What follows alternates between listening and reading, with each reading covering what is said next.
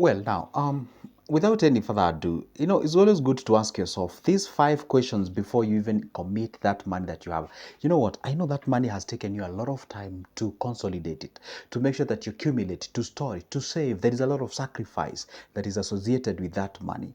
And because I don't want you to get it wrong, these are the 5 questions that you need to answer yourself before committing that money on the go. We all know, we all agree unanimously we need to invest. True, we tick that box. We all agree. Secondly, we need to understand where we are getting ourselves into. And by the way, for the next 15 minutes, I'm going to share with you that information, and all what you need to do is to go ahead and subscribe to this YouTube channel. Make sure that you like and leave me a comment on the comment section. Tell me where you're watching me from. Okay, let's go to point number 1. Okay, the first point that you need to, or the first question that you need to answer yourself is, what is your goal? Just because I come here and tell you money market fund does not mean that everyone should invest in a money market fund. Does not mean everyone should buy shares. Does not mean everyone should buy balls, bills, and water. No, does not mean that. Don't invest because people are investing. And that is a mistake that people are doing. You find someone is investing somewhere, now boom, you rush into investing to that without even understanding what you are getting yourself into. You're supposed to understand what is your goal. Can you imagine this? You get approached by individual telling you, I only have 10,000. I would like to invest in a money market fund. Then you ask them, why do you want to invest in a money market fund? Because I got fired. It's the only money that I have and I want to pay my bills tomorrow. That cannot solve your problem. It can't. Forget about MMA. The problem that you're suffering is not investment. You have a problem with cash flow, not in. Forget about the investment. First of all, work on getting the money, then you turn back to the wealth, to the investments. You get what I'm saying? So what is your goal? What do I mean by this? If you ask yourself, okay, fine, I'm getting to this MMF, I'm looking at it for the next 3 years, or maybe let's say your goal is to get 1 million shilling in a period of 3 years. Okay? There's something called you working in reverse. You say in 3 years, I want 1 million. Why? That 1 million, because my target is to get a passive income of 10 or 12,000 each and every month without me doing anything. So the question is, if I want to get a passive income of 10,000 each and every month from a money market fund, how much do I need to have? Let's say you need 1 million. Okay. And then the question is, I want to have that 10,000 passive income by next 3 years. Okay. Now you ask yourself, you now start working in reverse. You come back to the present day. From today to the next 3 years, if I go with the current investment that I'm doing or the current savings that I'm doing, if I were to channel that money into that investment, will I manage to raise the 1 million in 3 years? Yes. Okay, you continue with that and you focus on that. So you've invested based on your own goal. You're not investing because people are investing. If the answer is no, then you ask yourself, is it because I'm being too ambitious? Is a too big goal that I can be able to achieve? So in that case, if that's the case, then there are a variety of things that you can adjust. You can adjust the time. Maybe you can put it at 5 years, or maybe double of that period, that is 6 years, or you can adjust the amount and be like, you know what, let me aim for 800,000 or 700,000, or you can change the strategies. You actually save more than what you're doing. So when you operate on a goal, it helps you to know what you're getting yourself into. See, when you have an eye on that, no matter what people are saying, you focus on that. You focus on that. People, you're just focusing on a money market fund. Then someone talks about index. Wait a second. This is where my goal is. That is exactly what you do. But the moment hey, there is this, you do this. This, you do. For example, you see in Kenya, people usually move with influence. Or we should, bring, I don't know, we should breed, I don't know, quails, whatever. You pull those quails, the next minute, the market is flooded. You don't have the money. Oh, now what next? Oh, dragon fruit. Okay. You put that money there. The next minute, the market is flooded. Okay. Now what next? Just have the strategies that you use. Operate on your goal, what you want. The second point you need to do or have or understand, or the question that you need to answer, is that what do you have? What is your financial capacity? For example, we are literally a day after the bonds were closed, and you need a minimum of 50,000 to invest on a bond, or you need a minimum of 100,000 to invest on a bill. No matter how sweet, good, amazing, better returns it has, you don't have the capacity.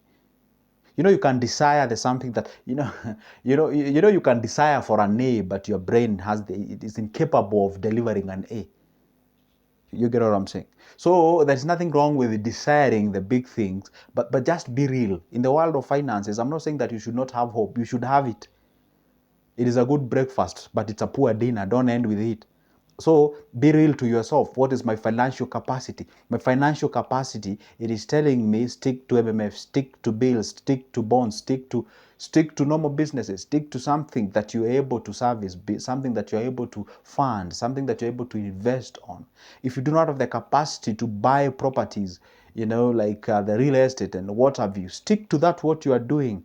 Work on yourself, accumulate the money, store the money, invest the money, elevate yourself. When you get that substantive one, mix it with businesses, and something of sort, so that you can work on your cash flow. Once you get a substantive cash flow, then you can channel it towards the real estate if that is what you want. But you can just want the real estate. You're disregarding this small thing that you're seeing here. That MMF can help you to raise the money to reach that real estate. That business that you can maybe import, whatever the thing that you can do out there can help you to accumulate the money to get the real estate. You get what I'm saying? So it's always good to make sure that you use the strategy that works for you. You find the strategy that indeed is resonating with your capacity. Do not disregard the capacity. But I did not say you appreciate and be comfortable in that capacity. No, always be uncomfortable. Being comfortable. That's the time you achieve a lot of things, a lot of greatness, a lot of, all things out there. That is exactly how you do it. So that's the question number 2. What is your capacity? Well, the moment you realize that you don't have a lot of money to put somewhere to get a lot of passive income, then you leverage on time. Or you sacrifice some of the things that you do out there so that you can elevate your potential amount of money to be saved or to be invested. That is how you push yourself to the next level. If you're aiming a certain level but you're feeling as if that level is too ambitious, is too above your capacity, so that is exactly what you do. Now, when you understand those nitty-gritties, you can be able to move slowly into an investment at your own pace. Question number 3, what is the safety of the investment that you're getting yourself into? And the mistake that I always tell people not to do is that you find somebody is quitting the job that they hate to start, either a business they don't understand or an investment that they don't really familiarize themselves with. And that's why I always tell you, always contact a financial advisor. If you know you don't have substantive information about that thing that you want to invest, always make sure that you gather substantive information. Talk to real people, talk to the real investors, talk to people who have the understanding, the know-how on that. That might cost you a few coins here and there, but you'll get real information. But getting this, unverified information just huko chini chini, it is always good to make sure that you get information from the reliable sources, someone who understands that thing, so that at least, one thing I always tell people is that do you know that money that you have before investing is way better than that what you anticipate to get. Make sure that you understand the investment that you're putting your money into. Make sure that you know, hey, you know what? The very first primary thing that you should ask yourself is my capital preserved? What is this money market fund? How is the safety structure? Who regulates these investment companies? Who are they? When do they start? Who are the CEO? What are the track records of the CEO? How many personnel do they have in the employment? What are the reviews from the clients? And all those kind of things. When did money market fund start in Kenya? Do other countries offer this money market fund? What are the response of the people? What is the worst case scenario in a money market fund? What are the shortcomings? What are the pros? What are the cons? What you see, when you ask yourself all this substantive information, you put them on paper, you analyze them, you understand, you have all the information. By the time you're getting your foot into that investment, you already know, oh my goodness, this is what I want, this is what I need. My capital is preserved. I'm assured that my money is there. I'm assured this and that's kind of a thing. For God's sake, it took you a lot of time to accumulate that money. Don't just throw it over the window because you are aiming to getting something. And that is a mistake that most of the people do, especially when they're getting themselves into the investment. They behave as if there is this fear of being left behind. They behave as if it's an emergency. I always tell people investment is not an emergency. Understand what you're getting yourself into. Not just rushing, grabbing it because you just want to throw yourself into that, conversation of I have my money make it fun, I have this. Just understand, move at your own pace. And that's why some of you are watching my videos, they have never invested. Well, some of you are still gathering the information, or others they just consume information, they do nothing about it. Others, they understood the thing, they're already into it, they're investing and they're enjoying. So they're waiting for the next thing and the other thing and the other thing. So make sure that you understand the safety of that investment that you're getting yourself into, so you don't ruin your life as far as the finances are concerned. Number 4, is it the best option? When I use the term best, that's a superlative, meaning I have compared several things. I've compared A, B, C, and D, or D, or E, variety of things I've actually considered before picking this option. Because you can actually you can just, so much be like, I just want to invest on stocks, I just want to invest on stocks, and then there is a better option out there. Make sure that you compare. I have 5 million. Should I put it on the real estate? If I build rentals, how much do I gain? What are the risks involved in rentals? What are the, or how much will I, if you compare with this one, you compare with the other one, you compare with that. So by the time you're doing the groundbreaking, you're actually operating on the best option. And I'm going to give a very simple example. Have you ever been in a situation whereby you went there and bought something? Let's say you bought this watch, and you meet somebody and be like, you told them, how much did you buy this watch? 1,500 or 1,500. They're like, oh my goodness, I wish you told me. That watch goes for 300 shillings only. And it's true. And the guy takes you to the place, and then you find out the watch is actually 300. So you're 1,200 short. You could have actually bought yourself several copies of that, or pieces of that. How does that feel? Feel so bad. Sometimes you don't even feel proud of even wearing that watch because you didn't even do the market search and all those kind of things. So it's always good to make sure that you do all the research.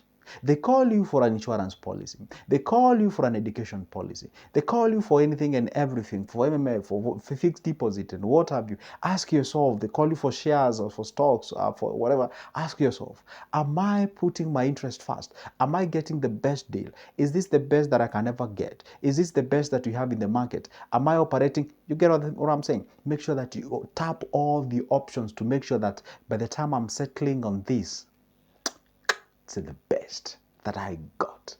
Now that is when we say you are smart. Allow me to introduce the last one. Do you understand it? Just understand it. As simple as that. That may actually be interested or maybe explain on what you actually, the safety thing actually answered the point number 5. Whether you understand that investment that you're getting yourself into. Do you know it? Have you gathered substantive information about it so that when you put your money into that particular area, you be relaxed, you don't have these perspirations and worry and, hey, what will happen? Because, by the way, I do have those DMs, yeah? People coming on board and telling me, hey, Joseph, what would you say about company X? Is it legit? Is it? That can tell you that individual just invested in a hurry. And now, after investing, because of the fear of missing out, now they are here to gather whether they did the right thing. So why don't you gather whether you want to do the right thing? Then you do it.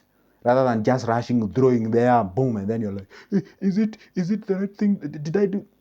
Don't do that.